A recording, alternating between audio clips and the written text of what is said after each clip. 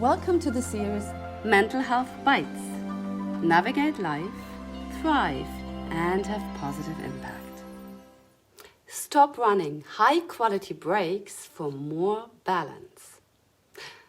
The always switched-on mentality in many of our cultures tells us that we not only can but should continuously keep plowing forward, regardless of our energy limits, because that way we will succeed.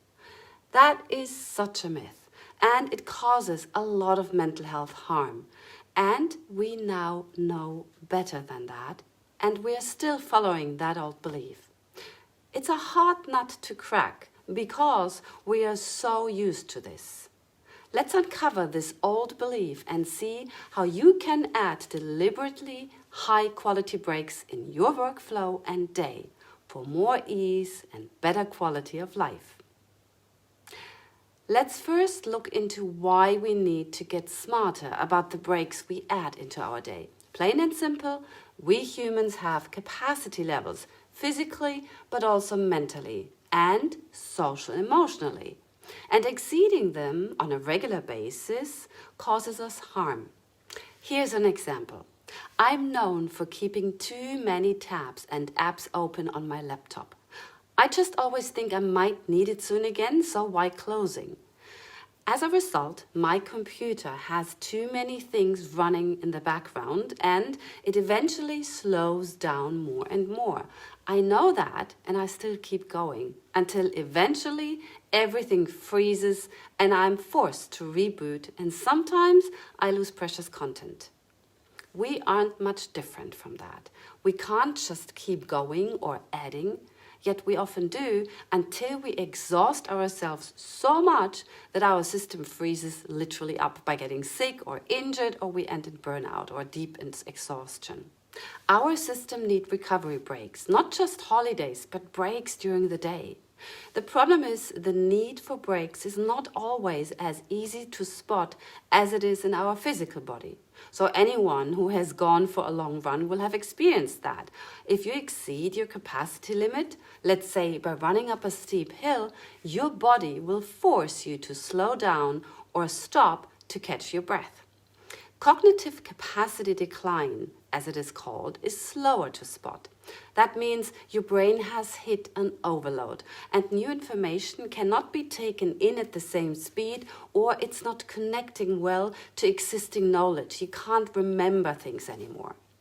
You know the feeling when you have studied or you worked on a problem for so long that you cannot make sense of it anymore. Or you need to read the instructions 5 times or a sentence 5 times to get the idea what it means.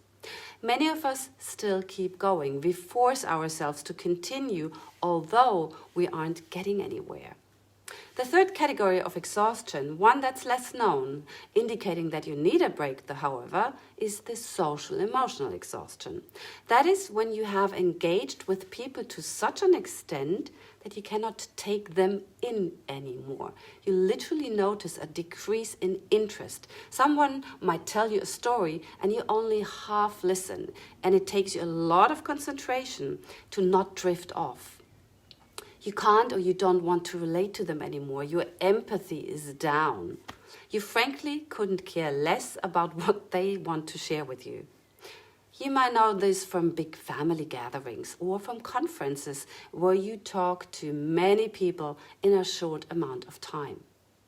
I'm sure you all can relate, and yeah, it is normal to run into exhaustion in our lives. And yet, it is part of a good self-care practice or a mental health hygiene routine to learn to A, get better in recognizing when we need a break, and B, follow through with action. And that means not overriding your capacity limit, but taking yourself serious enough and being kind enough to yourself to give yourself that break. And that is the biggest and I think most important step. And I believe the one that we're mostly failing at, noticing when we need a break and then actually following through with it. Because that would mean to defy the odds of others around you not following a healthy break regime, or stopping to comparing yourself with others who might have more energy than you, or re-evaluating your conditioning to plow through and devote time and energy to actually change those old habits and thinking patterns to allow for a higher quality break. The trick for adding those breaks is not to change your entire behavior straight away, but to add those breaks in bit by bit.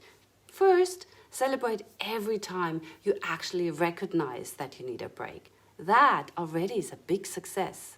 Maybe you also detect patterns. Do you need a break at certain times of the day or at certain tasks more often than others? As more information you have on your break needs, as better you can put change in place that really helps.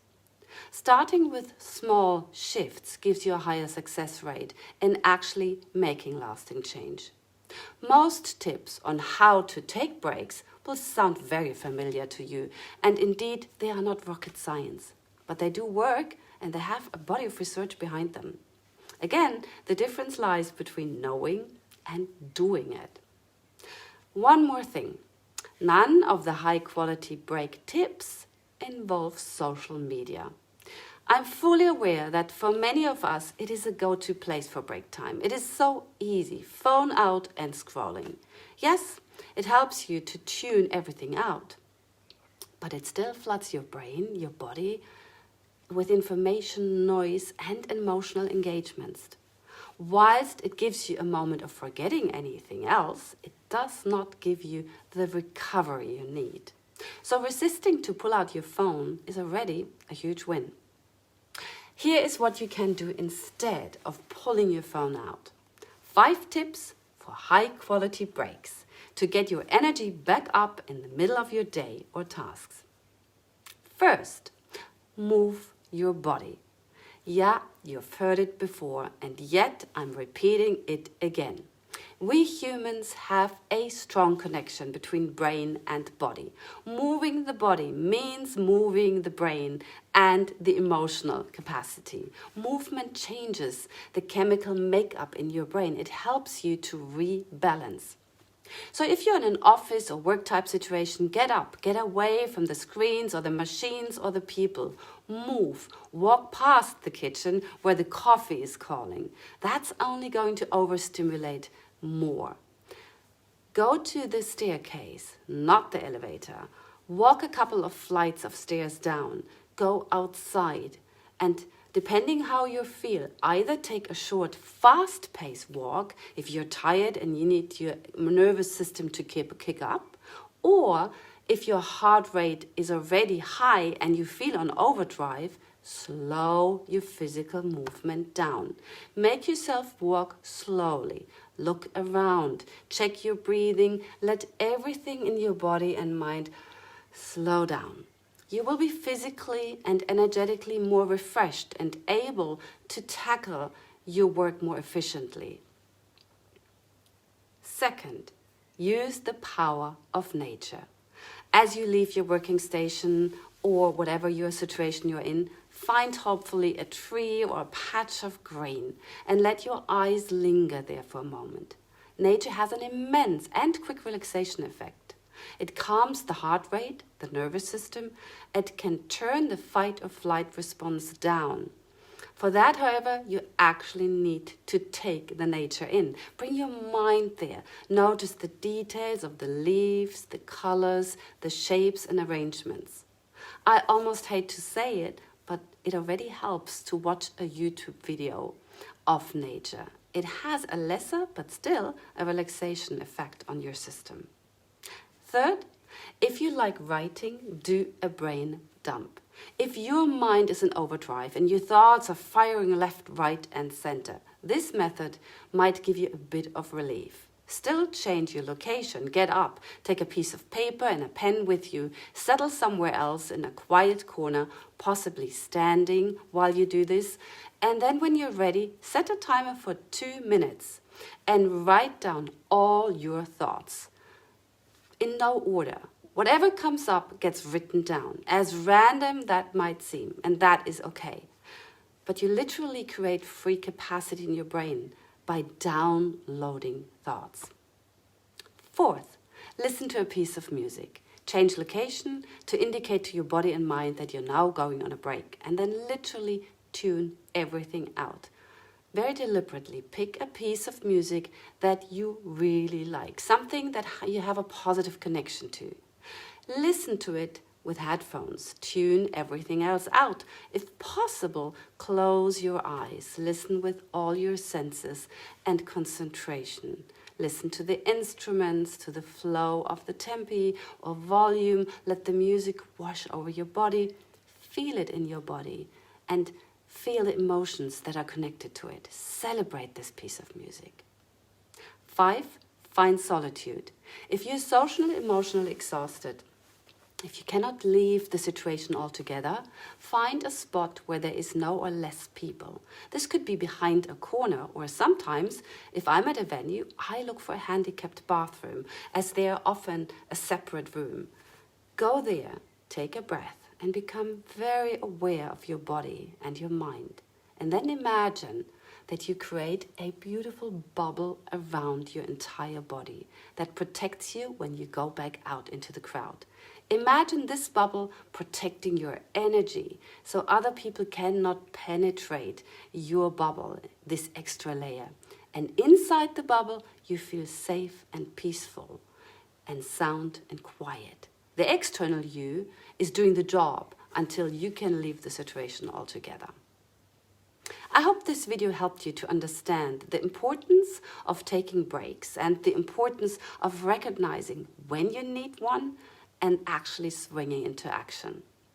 There's many other tricks you can take, and if you have a magic trick, please do leave it in the comments. I would love to learn from you. If you would like to have more information like that, click subscribe and see me again for another video, or write a topic that interests you for Mental Health Bites, and I'm happy to make a video out of that. Take care and dare to look after yourself.